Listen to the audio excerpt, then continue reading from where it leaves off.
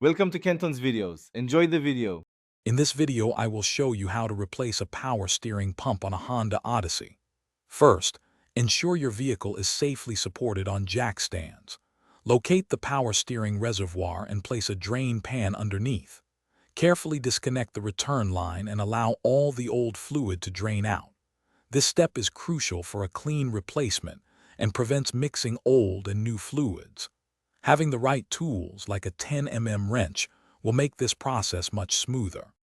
Now that the fluid is drained, it's time to remove the old pump. You'll need to disconnect the high-pressure line first. Be ready for any residual fluid. Then, detach the return hose. Next, locate the two mounting bolts, typically 12 mm, that hold the pump in place. Once these bolts are removed, you can gently wiggle the pump free from its bracket. Take your time here to avoid damaging any surrounding components. With the old pump out, let's get the new one in.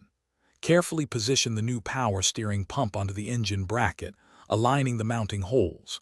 Reinstall the two 12 mm bolts and tighten them securely. Next, reconnect the high-pressure line and the return hose, ensuring all connections are tight to prevent leaks.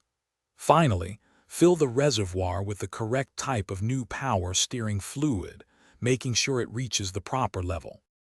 After installation, it's essential to bleed the system. Start the engine and slowly turn the steering wheel from full left to full right several times.